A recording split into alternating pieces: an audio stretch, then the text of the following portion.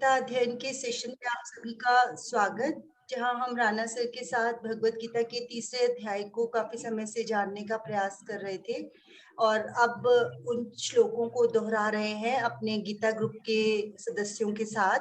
आज बारी है हरदीप जी की। श्लोक नंबर 17, 18 लेंगे वो, और बाकी लोग अगर चाहें तो डिस्कशन को ज्वाइन कर सकते हैं बाद में।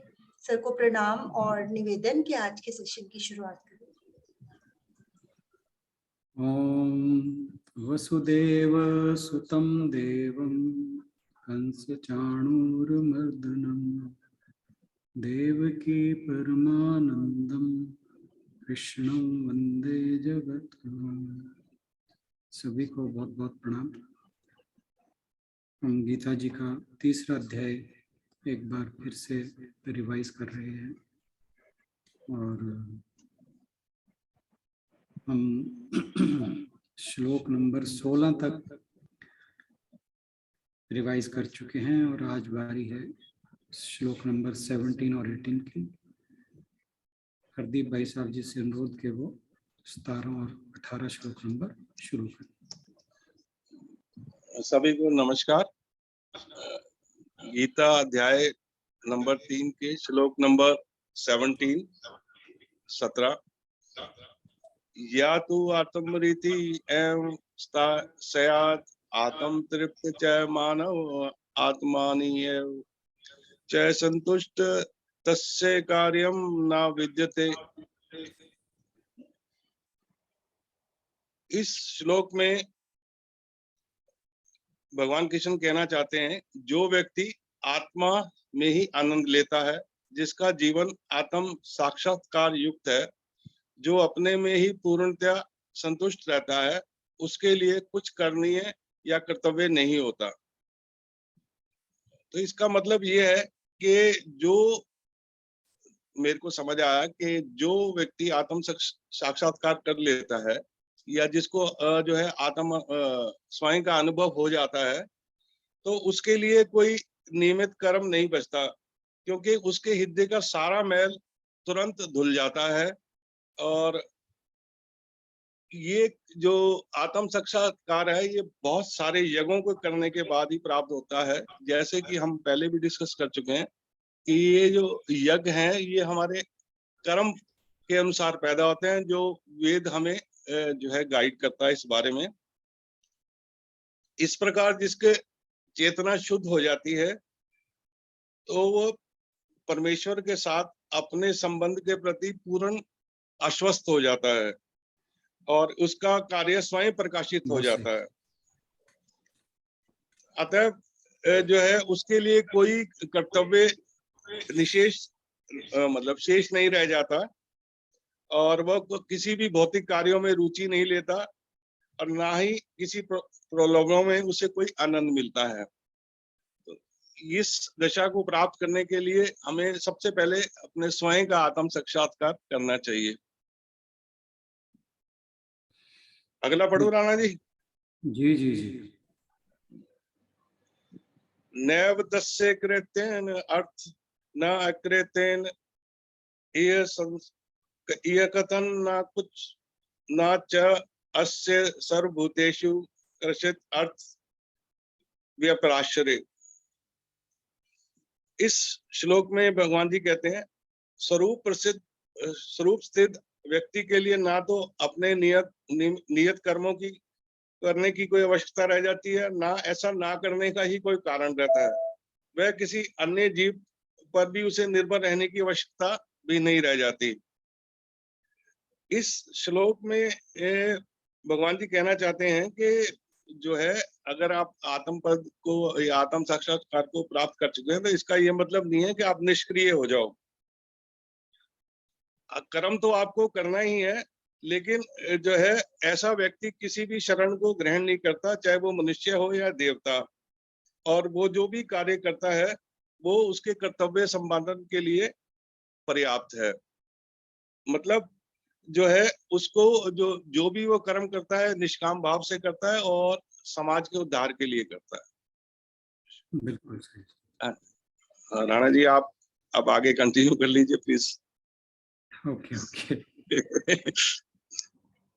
तो इन 2 श्लोकों में भगवान जी ने कहा है कि जो आत्म आनंद में बैठ जाता है तो फिर उसके लिए कोई नियत कर्म शेष नहीं रहता।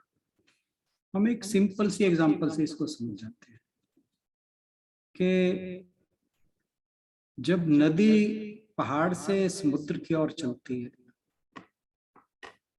तो वो ना जाने कितनी बाधाओं को, कैसे कैसे बीच में चट्टानें आती हैं, पत्थर आते हैं, रास्ता उबड़ खाबड़ है,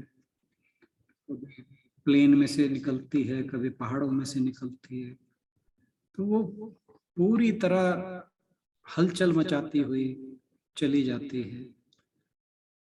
तो यानी वो जब तक समुद्र तक नहीं पहुंचती तब तक वो कर्म करती जा रही है, और जैसे ही वो समुद्र में जाकर मिल जाती है तो वो बिल्कुल समुद्र की तरह शांत और अचल हो जाती है।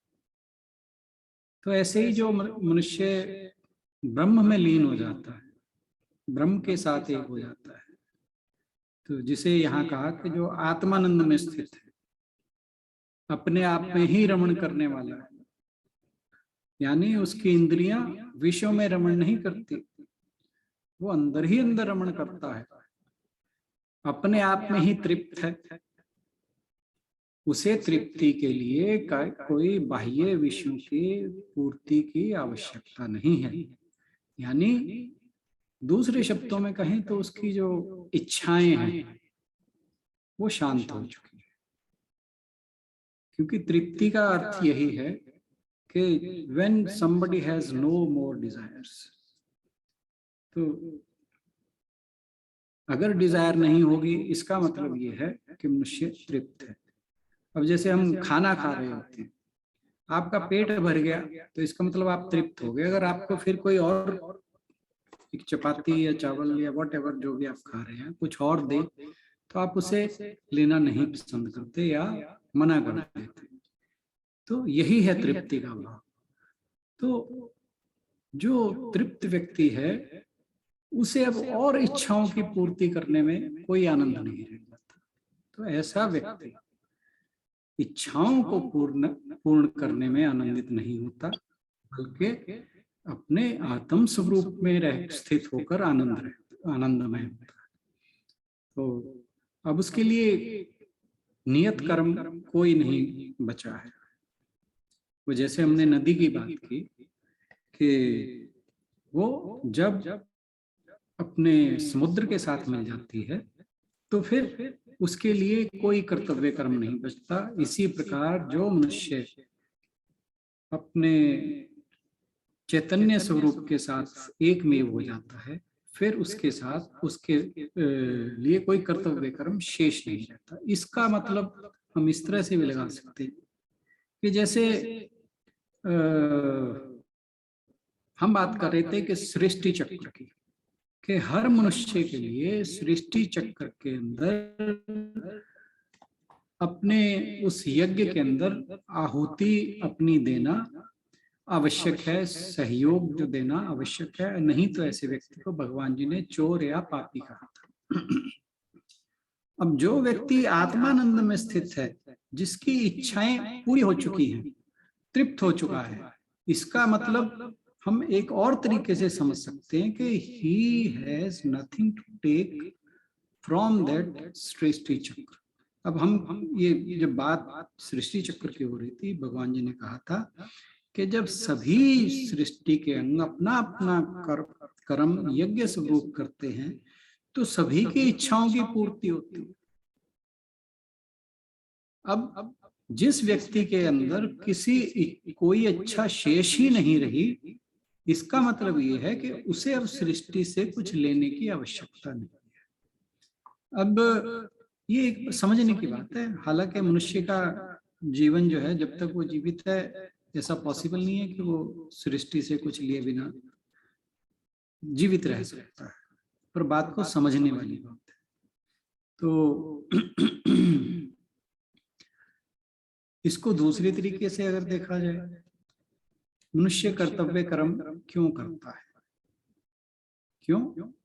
क्योंकि एक तो उसे जो अपने पूर्व जन्म के संस्कार हैं उनका क्षय करना है, अपने जो मन है या चित्त है उसको शुद्ध करना है, ताकि वे ज्ञान का अधिकारी बन सके। ज्ञान क्या? अपने चैतन्य स्वरूप का ज्ञान। जो उस चैतन्य स्वरूप का ज्ञान प्राप्त कर उसमें स्थित हो चुका है, उसके लिए कर्तव्य कर्म शेष रहा ही नहीं। तो जो आत्मा में स्थित है, जो आत्मानंद में स्थित है, वो हमेशा तृप्त रहता है। और जो आत्मा में प्रीति की बात कही है, आत्मा में आनंद की बात कही है, उसका मतलब है प्राणी मात्र से प्रीति। क्योंकि जो परमेश्वर की प्रतीति है वो आत्म प्रीति से होती है। मतलब जो अपना चैतन्य स्वरूप की पहचान है या साक्षात्कार है, वो जब तक आत्म प्रीति नहीं होगी तब तक नहीं होगी। और जो आत्म प्रीति वाला मनुष्य है वो विषयों में नहीं, बाहर की ओर नहीं भागता, वो अंदर की ओर जाता है। उसके जो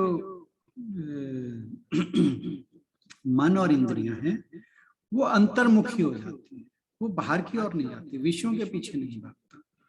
और जो फिर वो क्या है कि उसके लिए जो बाहर का जगत है वो सब एक जैसा हो जाता है। क्योंकि जब मनुष्य की इंद्रियां बाह्य विषयों की ओर जाती हैं तो जिस जिस विषय में उसका राग द्वेष है वो उसी की तरफ आकर्षित या उससे रिपेल होती हैं, उससे दूर भागती हैं। लेकिन जब मनुष्य की जो इंद्रियां हैं वो बाह्य विषयों को छोड़कर अंदर की ओर चलने लगती हैं, फिर क्या होता है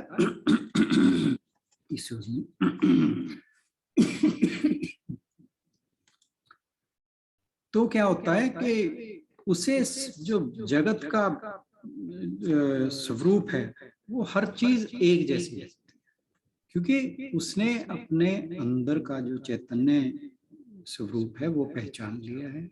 अब उसे अंदर बाहर सब कुछ एक ही दिखाई देगा। तो वो जैसे वो अपने आत्मा से प्रेम करता है, आत्म प्रीति करता है, ऐसे ही उसे जगत के हर जड़ और पदार्थ, हर जीव से, हर प्राणी से, हर चीज से उसे प्रेम होता है और वो सदा तृप्त रहता है। और जो संसार में लगा हुआ है वो कभी तृप्त नहीं होता, हमेशा उसके अंदर अतृप्ति का भाव रहता है। और जो तृप्ति है वो केवल उसी मनुष्य के अंदर संभव है जिसने अपने आप को अपने स्वयं के स्वरूप के अंदर स्थित कर लिया है। अब हम एक और एग्जांपल देख सकते हैं कि जैसे मछली है वो हमेशा गहरे पानी में ही तृप्त रहती है, उसके हर तरफ जल ही जल है, ऊपर नीचे आगे पीछे हर दिशा में जल ही। तो जल जो है मछली का जीवन है, उसका जीवन जल के ऊपर ही निर्भर है, वो जब तक जल में है तब तक जीवित है। अब उस मछली को अगर किसी और चीज में डाल कर दिया जाए, दूध में, दही में, किसी और चीज में, घी में, तेल में, तो वो तड़प तड़प कर मर जाएगी। तो इसी तरह जो आत्मा में सुखी रहने वाला मनुष्य है वो हमेशा तृप्त रहेगा। अगर उसे कहीं और रखा जाए, कहीं और का मतलब संसार में वो जैसे मछली बिना पानी के तड़पती है, वो अपने जो चैतन्य स्वरूप है उसके अभाव में हमेशा तड़पता ही रहता है। तड़पने का मतलब यहाँ पे लगाना चाहिए कि वह दुखी ही रहता है। और जो हम बाहरी चीजों से, जैसे वस्तुएं हैं, लोग हैं, रिलेशंस हैं, कोई परिस्थिति है, ये या कुछ हमारे लिए प्लेजेंट मेमोरीज है, ये सब चीजें जो हैं हमें खुशी देती हैं। लेकिन ये खुशी जो है ना, ये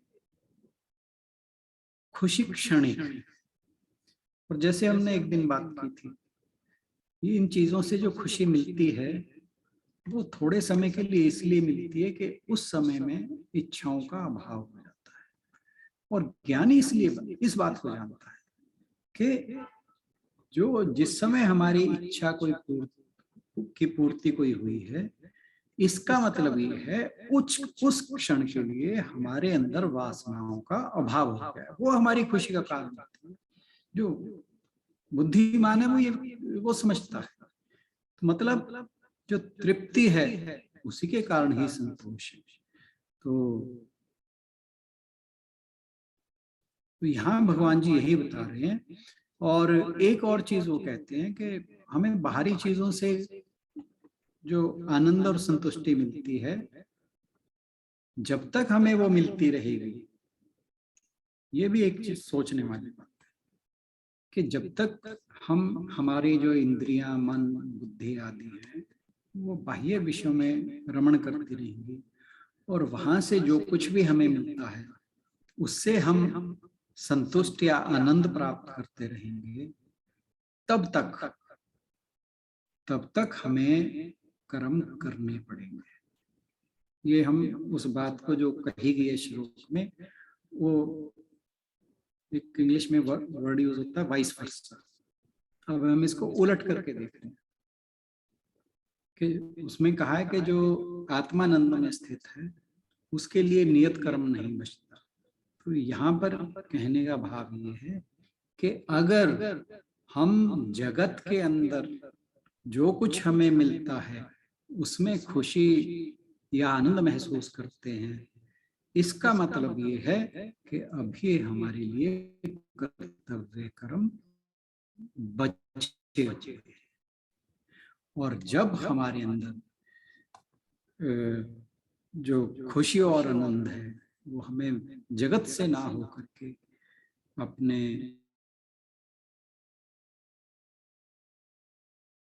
चैतन्य स्वरूप के अंदर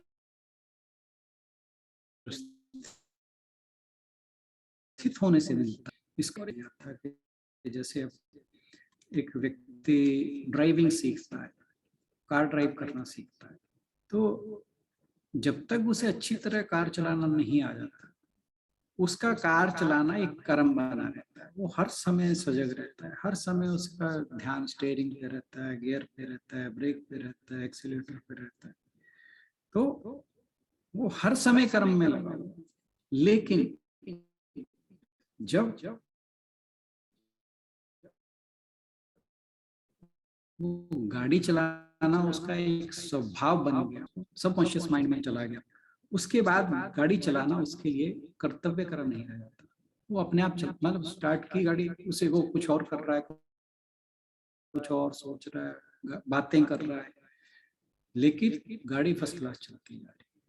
तो यही हाल जो है आत्मानंद में स्थित व्यक्ति का है, वो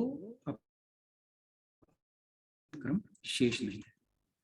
श्लोक नंबर ये था 17 और 18 में भगवान जी कहते हैं कि नैव तस्य कृते नार्थम न कृते नहीं कश्चन न चास्य सर्वभूतेषु कश्चित् अर्थ श्रेय।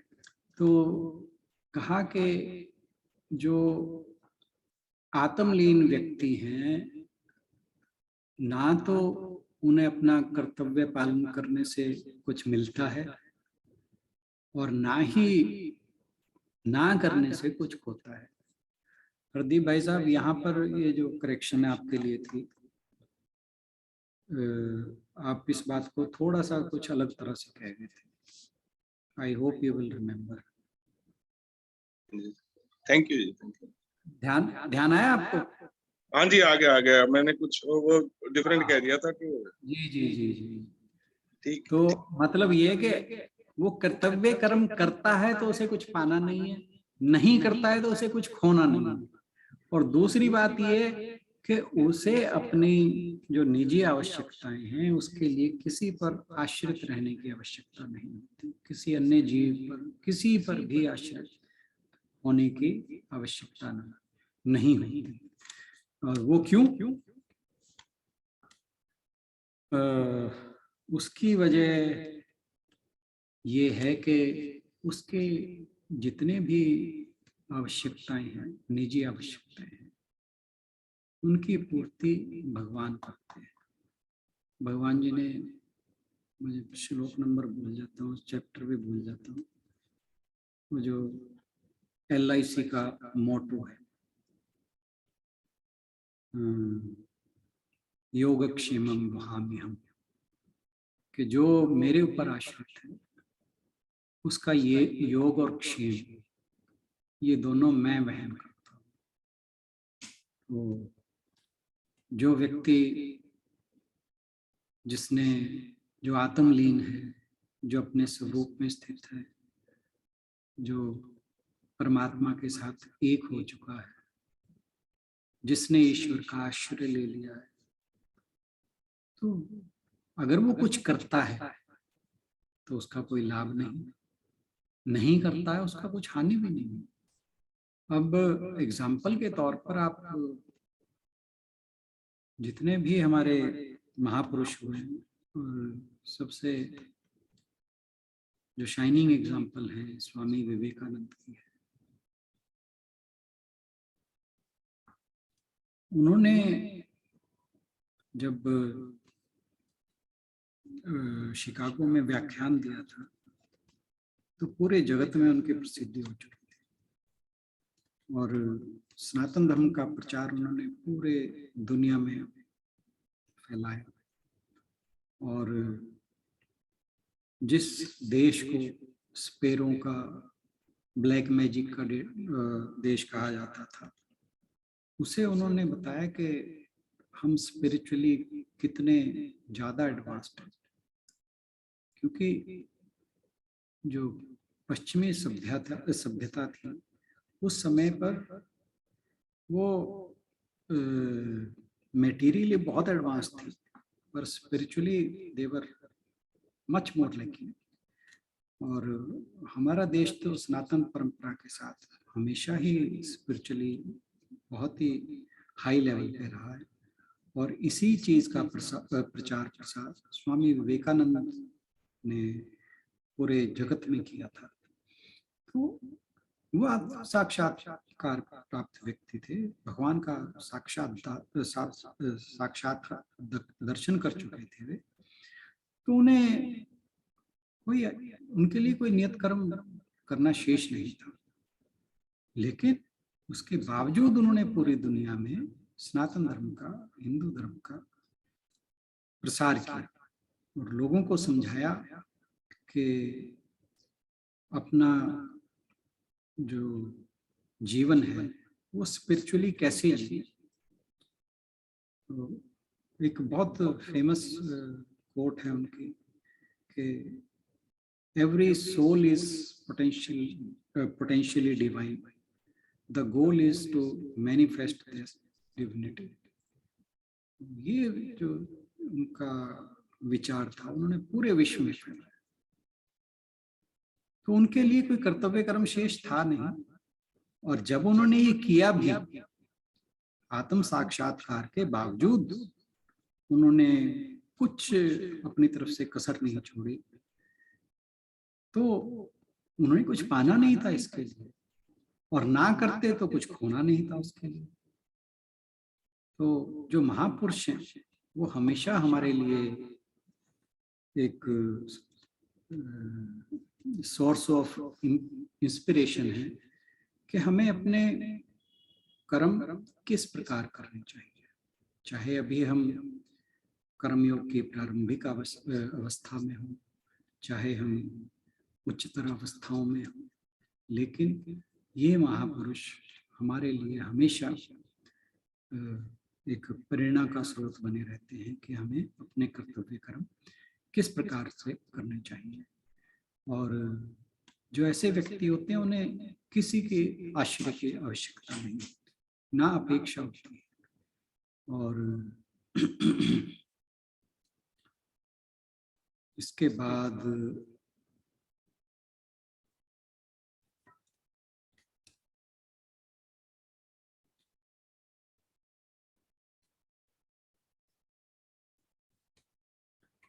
19th श्लोक। 19th श्लोक आज पूरी बहन हाँ जी ले जी। रही हैं? हाँ जी, हाँ जी, मैं बैठी हूँ सर, बोलती हूँ। जी जी जी। हरिओम जी। तस्मात् सक्ता सततम कार्यम कर्म समाचर, आसक्तो हयाचरन कर्म परम परमाप्नोति पुरुषः। इसमें भगवान जी कहते हैं कि तू निरंतर आसक्ति से रहित होकर सदा कर्तव्य कर्म को भली भांति करता रहे, क्योंकि आसक्ति से रहित होकर कर्म करता हुआ मनुष्य भगवान को प्राप्त हो जाता है। कहने का भाव ये है कि मनुष्य को हमेशा अनासक्त भाव से कर्म करने चाहिए। कोई भी मनुष्य हो, कर्म करे बगैर तो कोई रह भी नहीं सकता। कर्म हमेशा सारे मनुष्य करते ही रहते हैं, लेकिन कर्म को हमेशा आसक्ति से रहित होकर करना चाहिए। जब हम आसक्ति सहित करेंगे तो वो हमारे बंधन का कारण बनेगा। जब अनासक्त होकर करेंगे तो हमारे पूर्व जन्म के बंधन भी कटेंगे और आगे के कर्म बंधन भी नहीं बनेंगे। उससे हमारा हृदय निर्मल होएगा, और जब हमारा हृदय निर्मल होएगा तो हमें ज्ञान की प्राप्ति होएगी। जब हमें ज्ञान की प्राप्ति होएगी तो हमें परमात्मा की प्राप्ति हो जाएगी। क्योंकि जब आदमी के अंतःकरण से अज्ञान का पर्दा हटता है तो उसे ये ज्ञान की प्राप्ति होती है। जब ज्ञान की प्राप्ति होएगी तो उसे भगवान की प्राप्ति हो जाएगी। क्योंकि पिछले श्लोक में जैसे कहा गया है ना कि जैसे धुएं से अग्नि ढकी रहती है, ऐसे ही अज्ञान से या कामनाओं से हमारी ज्ञान ढका रहता है। जब हम अनासक्त भाव से कर्म करेंगे, कामनाओं से रहित कर्म करेंगे, तो हमें ज्ञान की प्राप्ति होगी। ठीक है सर, इससे आगे आप कुछ बोलेंगे? आप अगला सर मैं बोलूं? हाँ जी, 20वां करिए आप फिर। क्योंकि जैसे हम नॉर्मली कर्म करते हैं, आसक्त होकर करते हैं, तो वो हमें कर्म बांधते हैं। बिल्कुल। जब अनासक्त होकर कर्म करेंगे तो हम उनमें बंधेंगे नहीं। बिल्कुल सही। आगे 20वां श्लोक। जी। कर्मणैव हि संसिद्धि मां स्थिता जनकादया, लोक संग्रह में वापी संपश्यन कर्तु मरहसी।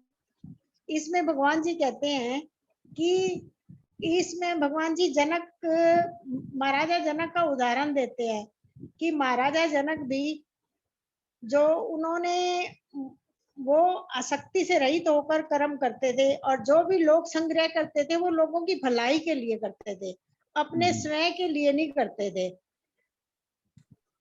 इसमें ये भी कहा गया है कि इसलिए वो व्यास मुनि जी थे, उन्होंने एक बार अपने बेटे को सुखदेव जी को उनके जनक जी के पास भेजा था कि उनसे आप एक स्टोरी सुनाई थी सर आपने, मुझे एग्जैक्ट तो याद नहीं है। उसमें ये था कि उनसे आप शिक्षा देख के आओ कि कैसे जनक जी कैसे कर्म करते हैं। वो अनासक्त होकर कर्म करते हैं उससे, क्योंकि जब आदमी अनासक्त होकर कर्म करता है तो परम सिद्धि की प्राप्ति होती है। जी। क्योंकि जब हम दूसरों की भलाई के लिए कर्म करते हैं अनासक्त भाव से, तो हमारे मन में भी संतुष्टि आती है। बिल्कुल। और हमारा मन निर्मल होता है। बिल्कुल। जब मन निर्मल होता है तो भगवान की प्राप्ति भी जल्दी होती है। बिल्कुल सही कहा। कोई और? Thank you so much. इन श्लोकों पर कोई और अपने विचार रखना चाहे? 19th and 20th। Sir 20th वाले पे मैं बोलना चाहूंगी कि मैं एक बुक पढ़ रही थी, उसमें उन्होंने लिखा कि जनक में उन्होंने राजा जनक को नहीं रेफर किया है, जनक का मतलब कि जो जन्म देने वाला मतलब उन्होंने कहा कि योग जो है वो है आपको जन्म देने वाला, वो आपके असली स्वरूप को निश्चित करता है कि आप क्या हैं। और जो इस स्वरूप को पा गए, मतलब स्वरूप को पाना मतलब क्या, कि आप अपने आप को जान गए, आप अपने अंतर मन को जान गए। जो भी अपने अंतर मन को जान गया उसके लिए कोई कर्म करना शेष नहीं रहता। मतलब क्योंकि वो अगर करता है उसको उसका कोई फायदा नहीं है, अगर वो नहीं करता है उसका कोई नुकसान नहीं है, पर वो करता इसलिए है कि दूसरों का फायदा होता है। वो इसलिए अपना, और कर्म करना ही है, कर्म किए बगैर इंसान कोई रह नहीं सकता है। तो वो जो भी कर्म करता है वो दूसरे का फायदा ही होता है, उसको कोई फर्क नहीं पड़ता है। वो ऑलरेडी मतलब वो आत्मा को पहचान चुका है, वो उस परमात्मा को प्राप्त कर चुका है। उसके बाद उसका, जैसे अभी आपने बताया, उसके बाद उसके पास कुछ करने को, कुछ पाने को रह ही नहीं गया है। तो वो जो भी कर रहा है, तो जनक मतलब वो ऋषियों के लिए कहा गया, जो हमारे जनक आदि ऋषि थे, उन लोगों ने अपना आत्म स्वरूप पा लिया था, वो उनको मिल गया था। तो उसके बाद भी उन्होंने जो भी काम किए वो दूसरों की ही भलाई के लिए थे। वो अगर करते तो भी उनको कोई फर्क नहीं पड़ रहा था, अगर वो नहीं करते तो भी उनका कोई नुकसान नहीं हो रहा था। बिल्कुल ठीक बात।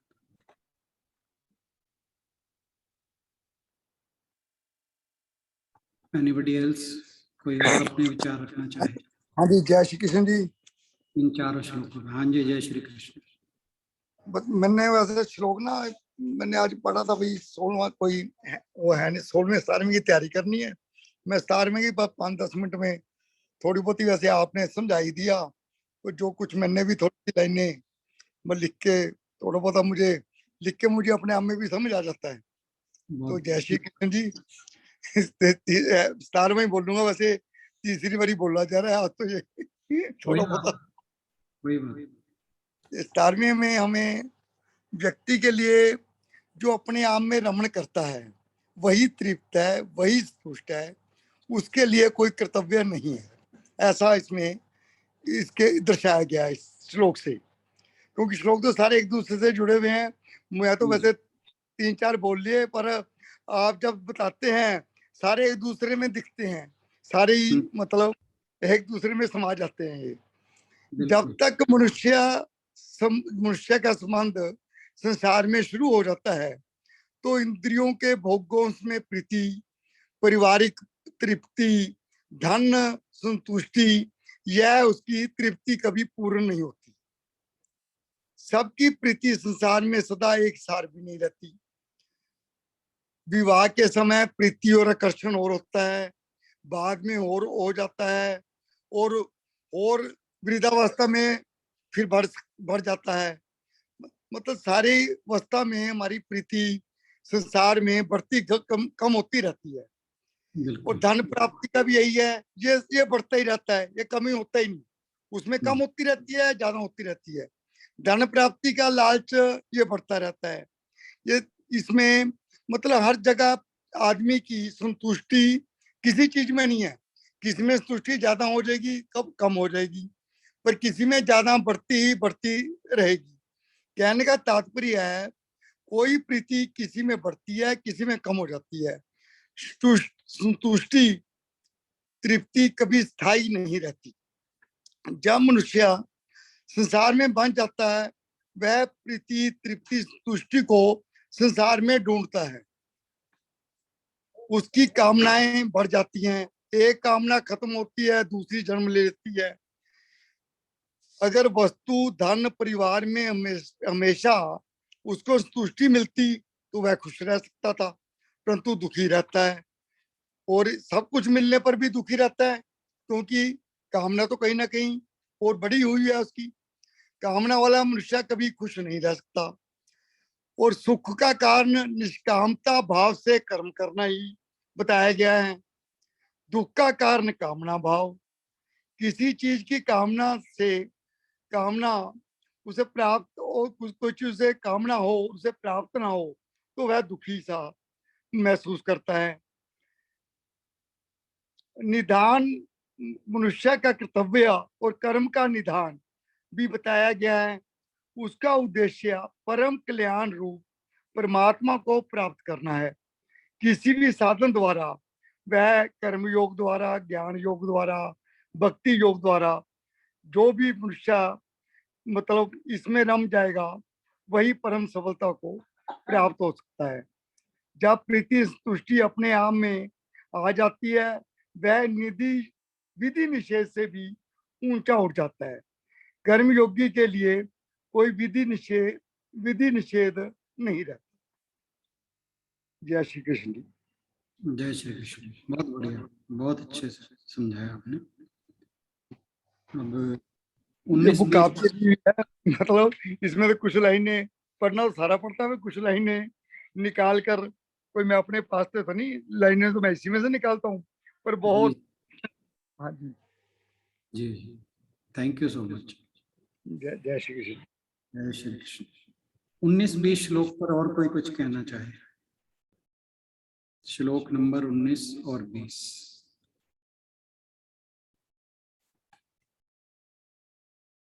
विजय बहन जी, गीतांजलि जी, मैं भी आज आशु बहन की तरह नाम लेना शुरू कर रहा हूँ। प्रणाम सर, प्रणाम एवरीवन। सर, 19 और 20 श्लोक के बारे में तो एग्जैक्टली नहीं, लेकिन जो आंतरिक सुख, जो हम अपने अंतरात्मा से जब जुड़ते हैं तो हमें जो आत्मीय सुख मिलता है, उसके बारे में मैं बताती हूँ कि जो छोटे छोटे बदलाव मतलब मैं अपनी लाइफ में फील करती हूँ, उसके बारे में मैं जरूर शेयर करूंगी। कि सपोज जैसे अब हम स्कूल जाते हैं, देयर आर नो एसीज, है ना, गर्मी बहुत लगती है, तो मैं ये हमेशा इमिटेट करने की कोशिश करती हूँ कि अगर कोई इंसान जो अपनी अंतरात्मा में स्थित है, तो वो उसको भी गर्मी लगेगी, लेकिन वो फील नहीं करेगा, वो उसको एक्सप्रेस नहीं करेगा या उसके बारे में बोलता नहीं रहेगा कि गर्मी है, गर्मी है, गर्मी है, जैसे हम यूजुअली करते हैं। और कुछ कुछ ऐसे छोटी चीजें, जैसे यूजुअली पहले क्या होता था कि अपने पॉइंट को सिद्ध करने के लिए हम आर्ग्यू करते थे, लेकिन अब मुझे लगता है मैंने वो बहुत कम कर दिया है। आई डोंट आर्ग्यू नाउ, क्योंकि मुझे पहले ये लगता था कि मैं बहुत सारी चीजों में सुपीरियर हूँ क्योंकि मैं ज्यादा एक्सपीरियंस्ड हूँ, लेकिन अब पैराडाइम शिफ्ट ऐसा हुआ है कि मुझे अपने से हर कोई सुपीरियर लगता है इंटेलिजेंस में। मुझे ये लगता है कि यार लोगों से बहुत कुछ सीखने को है। और ऐसे ऐसे छोटे छोटे और बहुत सारी चीजें हैं जो चेंजेस मैं शिफ्ट करती हूँ, सबसे फील करती हूँ। और सबसे बड़ा शिफ्ट इसीलिए है क्योंकि पूरा का पूरा हमारा जो देखने का नजरिया है ना, वो चेंज हो गया है। अब लोगों को जज करना छोड़ दिया है। और मुझे लगता है कि किसी के ऊपर अगर हम आर्ग्यू करके अपना पॉइंट सिद्ध करते हैं, उससे ज्यादा अच्छा है कि वो चीज खुद ब खुद क्लियर हो जाए उन्हें, या जो सच्चाई है वो खुद ब खुद सामने आ जाए। तो ये एक बहुत अच्छी बात है, और मुझे लगता है कि मैं इमिटेट करने की कोशिश तो जरूर करती हूँ, किसी ना किसी दिन जरूर और ज्यादा चेंजेस देखने को मिलेंगे। तो that is how I feel कि मैं गीता जी से सीख रही हूँ। बहुत अच्छे। Thank you. जय श्री कृष्ण जी। राणा जी, जी कुछ जी। हम संसार में ये बहुत देखने को मिलता है, सच्चे आदमी, हम आप 5-4 जने हम बातें कर रहे हैं भाई, तो सच्चा आदमी है, झूठे आदमी की बात आती है, सच्चे आदमी की बात नीचे, उसको चुप होना पड़ता है। सच्चे आदमी को चुप होना पड़ता है, झूठा वाला तो बोलता रहता है। चलो वो भी शायद सच बोल रहा हो, हमें क्या पता कि हम सच बोलते हुए भी झूठ ना बोल रहे हो, ये भी हो। पर मतलब जो झूठ वाला आदमी है, चलो सच्चाई तो छिप नहीं सकती, वैसे चलो परमात्मा तो सुनता ही है, पर झूठे आदमी की 10 आदमी है, वहां झूठे आदमी के ज्यादा ऊपर जाएगी, जो सच्चा और वो शरीफ आदमी है उसकी जरा थोड़ी सी दबके रह जाएगी। ये तो संसार की बातें हैं जी। जब हम बात गीता जी के अंदर ये सीख रहे हैं कि हमें जो संसार है उससे अपने आप को धीरे धीरे अलग करना है। हमने जो अपनी मन, इंद्रियां, बुद्धि है, उसे अंदर की ओर मोड़ना। जब हम संसार की तरफ देखते हैं ना, संसार के अंदर देखना ही बंधन है। जब भी हम संसार को संसार के तरीके से देखते हैं, ये झूठा है, ये सच्चा है, ये अच्छा है, बुरा, क्योंकि संसार जो है वो द्वंदात्मक है। हर चीज वहां पेयर में है, दुख के साथ सुख है, लाभ के साथ हानि है, झूठ के साथ सच है, हर चीज के साथ हर चीज जो है द्वंद्व में है। तो और भगवान जी कहते हैं कि द्वंद्व से परे हो जा। तो जब तक हम संसार के अंदर इन द्वंद्वों में उलझे रहेंगे, तब तक हम आध्यात्मिक जो पथ है उसके ऊपर आगे नहीं बढ़ सकते। हमें इस चीज के ऊपर जाना ही नहीं है कि हमें ये झूठ बोल रहा है, ये सच बोल रहा है, ये क्या कर रहा है, क्या नहीं कर रहा है। ठीक है, हर एक व्यक्ति, हम बहुत बार ये बात करते हैं कि हर कोई व्यक्ति एक अपने अपने अलग अलग आध्यात्मिक लेवल पर, कोई 0 पे है, कोई 1 पे है, कोई माइनस में है, तो हर एक का अपना लेवल है। तो जो जैसे जहां जिस लेवल पे है, ठीक है, उसके वैसे ही स्वीकार करना चाहिए। और भगवान जी ने इसी चैप्टर में कहा भी है कि ऐसे व्यक्ति को ज्ञान देने की जरूरत भी नहीं है। उसने अपने तरीके से ही, उसका जो साइकिल है वो अपने तरीके से चलेगा। तो हमें इन चीजों में उलझना ही नहीं। हम गीता जी में सीख रहे हैं, हमें उसे इम्प्लीमेंट करने की जरूरत है, ना कि दूसरे क्या कर रहे हैं। अगर हम दूसरों के बारे में सोचते रहेंगे ना, तो फिर तो हम कभी सांसारिक द्वंद्व से बाहर नहीं निकल। तो इन चीजों में उलझने की जरूरत नहीं है। खैर, अब हम 19वें श्लोक पर आते हैं। सर, इसमें ये भी कहा गया है कि ना कि हमें कर्म करते हुए अपने कर्मों के प्रति हमेशा सजग भी रहना चाहिए, कि हमें कर्म ठीक प्रकार से करने चाहिए जो हमें कर्म बंधन से बचाए। और क्योंकि ऐसे कर्म करेंगे तो हमें भगवान की प्राप्ति का भी, भगवान को समर्पित करके कर्म करने चाहिए, इससे हमें भगवान की प्राप्ति भी होगी। बिल्कुल ठीक बात, क्योंकि आप सजग नहीं होंगे तो आपसे निष्काम कर्म कैसे होगा। हाँ गलत जी। भी, सजग तो रहना बहुत जरूरी है। हमें, अगर हम अवेयरनेस में रहते हैं, ये हम बात पहले भी बहुत बार कर चुके हैं, कि अगर हम लाइफ में अपने में अवेयर नहीं रहते तो वी लिव लाइफ। हाँ, क्योंकि अवेयर नहीं रहेंगे तो हमें कर्म करने में संकीर्णता आ जाएगी। हम सिर्फ अपने लिए, अपने परिवार के लिए ही कर्म करेंगे तो वो गलत हो जाएगा। क्योंकि हमें निष्काम भाव से कर्म करने हैं, तभी हमारी उदारता बढ़ेगी। बिल्कुल, और लोगों की भलाई के लिए काम होंगे। अदरवाइज तो हम अपने लिए करते रहेंगे। जो वही भगवान जी ने कहा है, जो अपने लिए करता है तो वो पापी है। बिल्कुल ठीक कहा आपने। तो अवेयरनेस तो हमारे लिए हर समय बहुत जरूरी है, और जितना हम 24 आवर अवेयर रहेंगे, उतना हमारी जो लाइफ है वो बेटर होती चली जाएगी। खैर, 19-20 कोई और कुछ कहना चाहे श्लोक नंबर 19-20 पे? चलिए। में हरि देखने से स्वीकार भाव जब हमारा गलत ठीक से ऊपर उठ जाता है जी, तो फिर कोई बात ही नहीं ना रह जाती। फिर तो हमने कुछ देखना ही नहीं, क्योंकि हम भगवान की ओर देख रहे हैं। और जो गलत हो रहा था अब भी ठीक है, ठीक हो रहा तब भी ठीक है, स्वीकार भाव आ गया। बिल्कुल बिल्कुल। ये 19वां और 20वां श्लोक देखा आपने? कि आप जो चर्चा चल रही है उसी पे अपना कमेंट दे रहे थे? सर, मैंने तो अभी ज्वाइन किया है, मैं सुन रही थी तभी बोला है। मैं पहले नहीं, अभी ज्वाइन किया। ठीक है, ठीक है, ठीक है। तो 19वें श्लोक में भगवान जी कहते हैं कि तू आसक्ति से रहित होकर कर्तव्य कर्म को भली भांति करता है, क्योंकि आसक्ति से रहित होकर कर्म करता हुआ मनुष्य परमात्मा को प्राप्त हो जाता है।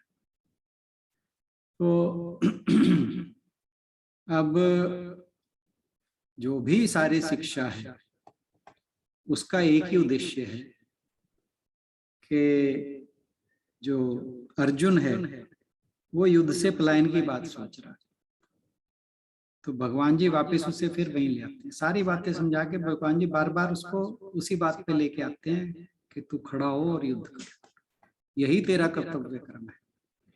क्योंकि उसने भगवान जी से पूछा था कि मुझे युद्ध क्यों करना चाहिए, जो एक भयानक कर्म है, मैं संन्यास लेकर अपने आत्मानंद को क्यों ना प्राप्त करूं। तो भगवान जी जो उसका उत्तर था वो यहाँ पर समझाते हैं उसको कि कोई भी कर्म से भाग नहीं सकता, बस करना क्या है कि कर्म को स्वार्थी नहीं बनाना, वो दूसरों के हित के लिए करना, निस्वार्थ भाव से करना है। और जब हम अपने कर्मों को एक उच्च आदर्श के लिए उसकी सेवा में बांध देते हैं, एक उच्च आदर्श के साथ उसको संलग्न कर देते हैं, उसके साथ जोड़ देते हैं, तो फिर वो कर्म जो है वो हमारे बंधन का कारण नहीं बनता। क्योंकि उसने जो पिछले श्लोकों में भगवान जी ने कहा कि जब मनुष्य आत्मा में लीन हो जाता है तो फिर उसके लिए कर्तव्य कर्म नहीं बचता, और ना ही उसके करने से कोई लाभ होता है या ना करने से कोई हानि होती है। तो अर्जुन के मन में ये प्रश्न आना स्वाभाविक है। जहां जहां ऐसी एक संभावना पैदा होती है, जहां अर्जुन ये सोचे कि कर्तव्य कर्म करने से बचा जा सकता है या युद्ध से भागा जा सकता है, तो भगवान जी उसे तुरंत वापस ले आते हैं, उसको जो विषय है वो भटकने नहीं देते। अब पिछले श्लोकों में भगवान जी ने कहा कि जो आत्मलीन है उसे काम करने की या कर्तव्य कर्म करने की आवश्यकता नहीं है, परंतु यहाँ पे फिर वापस ले आ गए कि तू आसक्ति होकर कर्तव्य कर्म कर, युद्ध करना तेरा कर्म है, तू उसी में रमा रहे और तुझे उससे ही परमात्मा की प्राप्ति होगी। इस पर मुझे एक बात याद आ गई, कहीं मैं सुन रहा था, एक गुरुकुल में एक गुरुजी और एक उनका शिष्य था। शिष्य जो था वो जरा कामचोर था। तो गुरुजी समझाते थे कि भी हम सब ब्रह्म हैं, अहम ब्रह्मास्मि और तत्त्वमसि, के ये हमारा वास्तविक रूप है।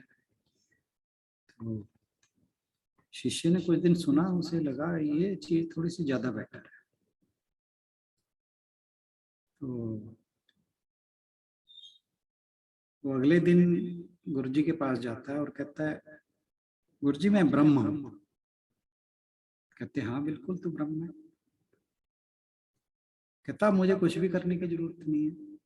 कह रहे हाँ बिल्कुल जरूरत नहीं है। तो अब नाश्ते का आ गया। गुरुजी ने कहा भाई जाओ मेरे लिए नाश्ता ले आओ। तो गुरुजी के लिए नाश्ता आया और खाने लगे। तो जो शिष्य था, जब गुरुजी खा चुके तो कहता महाराज मैं भी खाया हूँ। कह रहे नहीं तुम तो ब्रह्म को कुछ भी करने की जरूरत नहीं, खाने की भी क्या जरूरत है। वो बेचारा चुप। दोपहर हो गई, खाना आ गया। तो गुरुजी ने खूब अच्छे से खाना खाया। उसने फिर पूछा महाराज मैं खाना खा लूं। कि नहीं तू तो ब्रह्म है, ब्रह्म को खाने की क्या जरूरत है। अब वो पूरा दिन उसे भूखा मार दिया। अगले दिन सुबह हुई तो कहता भगवान जी मैं जरा बाहर हुआ। तो कहते नहीं तू तो ब्रह्म है, तुझे कहीं आने जाने की कोई आवश्यकता ही नहीं है। कह रहा महाराज मेरा तो यही हो जाएगा फिर। तो कहते नहीं तू तो ब्रह्म है।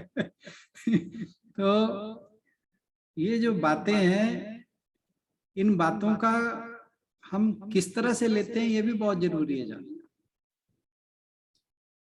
वो जो भगवान जी ने कहा था कि जो मिथ्याचारी हैं, जो इस तरह का आवरण ओढ़ लेते हैं और उनकी मन में आसक्ति बनी रहती है, तो हमें मिथ्याचारी होने से भी बचना है। खैर तो भगवान जी यहाँ कह रहे हैं कि तू जो है कर्म करता रहे, लेकिन अनासक्त भाव से करे। जब तक अनासक्त भाव से कर्म करता रहेगा तब तक जो तेरा परमात्मा प्राप्ति का लक्ष्य है वो ठीक रहेगा, बना रहेगा। क्योंकि जो निष्काम भाव की भगवान जी बात करते हैं, क्योंकि हर कर्म जो है वो अपना फल तो लेकर आता है, लेकिन फल कौन सा कर्म कब मैच्योर होगा, उसका फल कब आएगा, और इस जन्म में आएगा भी कि नहीं आएगा, इसका हमें नहीं पता। इसका जो अकाउंट है वो नेचर रखते हैं। तो अगर हम फल की आशा या उसकी चिंता में ही अपना जीवन बिता देंगे तो सारा उम्र बीत जाएगी इसी काम के अंदर कि हमने वो कर्म किया था, उसका फल आ जाएगा, कल आएगा, नहीं आएगा, कब आएगा, क्यों नहीं आया। तो इसलिए भगवान जी कहते हैं कि तू फल की कामना छोड़ दे, बस जो तेरा नियत कर्म है, जो कर्तव्य कर्म है, उसको करता रहे।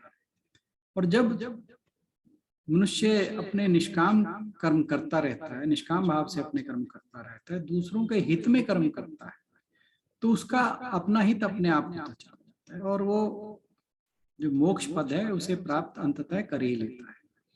क्योंकि जो कर्म है उसकी कई सीढ़ियां हैं। सबसे पहली तो वो है जो कर्म सिर्फ और सिर्फ सांसारिक व्यवहार के लिए जो, जिनके बिना मनुष्य ना तो जिंदा रह सकता है, ना ही दुनिया का काम चल सकता है। तो ये सबसे निम्न कोटि के कर्म है, सबसे निचली सीढ़ी के कर्म है। और ये जो कर्म है इनका फल आना निश्चित है, मतलब इनके फल हमें भोगने ही होते हैं। जितने भी निम्न कोटि के कर्म है, निम्न सीढ़ी के कर्म है, वो करने ही पड़ते हैं, ना उनके फल भोगने ही पड़ते हैं, वो कर्म बंधन का कारण बनते ही बनते हैं। और दूसरा लेवल आता है जहां जिन कर्मों के द्वारा मन की शुद्धि होती है, अंतःकरण की शुद्धि होती है, या अपने आप को पवित्र करने के लिए किए जाते हैं। अब जैसे हम अपना घर है, अपना रूम है, या अपना टेबल है जहाँ बैठते हैं, उसको साफ करने के लिए डस्टिंग करते हैं, कुछ करते हैं, अपने शरीर को साफ करने के लिए नहाते हैं। तो उसी प्रकार जो मन है वो नहाने धोने कपड़ा मारने से तो साफ होगा नहीं। तो मन की मैल जो है वो कैसे दूर होती है? क्योंकि मन चंचल है, कहीं भी टिकता नहीं। राग, द्वेष, भय, ये जो क्रोध, चिंता, ये सब मन के मैल है। और इन्हें दूर करने के लिए, इस मन के मैल को दूर करने के लिए कर्तव्य कर्म करने की आवश्यकता होती है। लेकिन अगर मनुष्य इन कर्मों को निष्काम भाव से नहीं करेगा, दूसरों के हित के लिए नहीं करेगा और अपने स्वार्थ के लिए करता रहेगा, फिर मन जो है वो मन के जो ये मैल है ये जाते नहीं। हालांकि ये मैल जो है पूरी तरह तो आत्म दर्शन के बाद ही जाती है, लेकिन हम जब कर्म योग के द्वारा मन की शुद्धि का प्रयास करते हैं तो क्या होता है कि ये जो इनकी इंटेंसिटी जो है वो कम हो जाती है, यानी कहते हैं इनका वेग कम हो जाता है। मतलब ये उतने जोर से, उतने वेग से हमारे ऊपर प्रभाव नहीं डालते। जैसे हम जब बात कर रहे थे श्लोक में कि जैसे हम कोई जंगली जानवर पाल लेते हैं, ठीक है ना, तो जो पाला हुआ जानवर है वो उसका व्यवहार चेंज हो जाता है। तो ऐसे ही अपने मन का जो शुद्धिकरण है वो कर्मों के द्वारा करना है। हालांकि पूरी तरह वो जो, जैसे हमने एक जानवर को पाल लिया, उसका पशुत्व वो पूरी तरह नहीं जाता, ऐसे ही हमारा मन जो है पूरी तरह से साफ नहीं होता, लेकिन बहुत कुछ उसका जो वेग है या इंटेंसिटी है वो काफी कम हो जाती है। और भगवान जी ने यहाँ पर फिर एग्जाम्पल जो नेक्स्ट श्लोक में ली है वो जनक आदि की ली। और इसमें कहा है कि जो जनक आदि हुए हैं वे भी अपना कर्तव्य करते रहे। जितने भी महापुरुष हुए हैं वो अपने नियमित जो नियत कर्म है उनका पालन करते ही परम सिद्धि को प्राप्त हुए। और वो नियत कर्म किस उद्देश्य से करते थे? लोक संग्रह, कि जो भी कर्म करना है वो लोगों के हित के लिए करना है, ताकि वो जो सृष्टि चक्र है उसमें उसका सहयोग बदस्तूर जारी रहे। तो अब राजा जनक जो थे उन्हें ना तो कोई, एक तो वो जीवन मुक्त थे, फिर राजा थे, वो ना भी कुछ करते तब भी उन्हें कोई फर्क नहीं पड़ने वाला था, और करते तब भी कोई फर्क नहीं पड़ने वाला था। तो इसलिए भगवान जी अर्जुन को कहते हैं कि तू क्षत्रिय है, तू राजकुमार है, एक राज परिवार का सदस्य है, और तेरा कर्तव्य कर्म जो है वो युद्ध करना है। और ये जो युद्ध है ये धर्म की स्थापना के लिए हो रहा है। तो तुझे केवल और केवल निष्काम भाव से कर्म करना है, युद्ध करना है। और इस युद्ध में तेरी जीत हो हार हो वो इमेटीरियल है, लेकिन जब तू कर्तव्य कर्म करेगा तो तू ईश्वर की प्राप्ति, परमात्मा की प्राप्ति अवश्य ही करेगा। और क्योंकि बिना कर्म किए नहीं रहा जा सकता, इसलिए बेटर है अपने जो निर्धारित कर्म है वो कर, और तेरा निर्धारित कर्म यहाँ पर युद्ध करना है। तो मेरे ख्याल से आज इस सेशन को यहीं समाप्त करते हैं। कोई और कुछ इन श्लोकों पर, चारों श्लोकों पर अपनी कोई बात कहना चाहे तो जरूर कहें। Most welcome.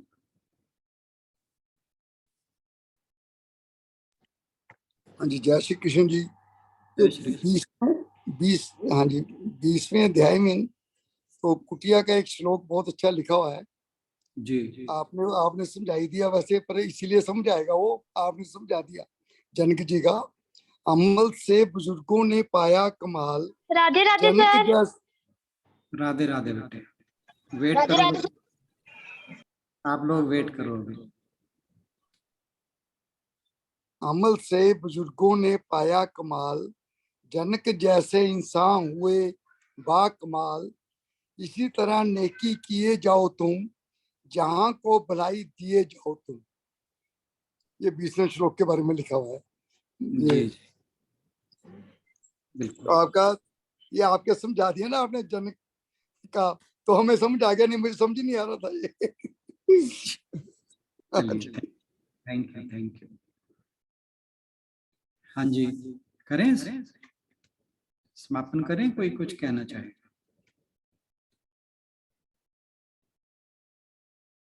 चलिए। ओम पूर्णमदः पूर्णमिदं पूर्णात् पूर्णमुदच्यते पूर्णस्य पूर्णमादाय पूर्णमेवावशिष्यते। ओम शांति शांति शांति। हरि ओम। सभी को बहुत बहुत प्रणाम, और इस गीता जी के चिंतन में जुड़ने के लिए बहुत बहुत धन्यवाद। Thank you Rana sir. Thank you.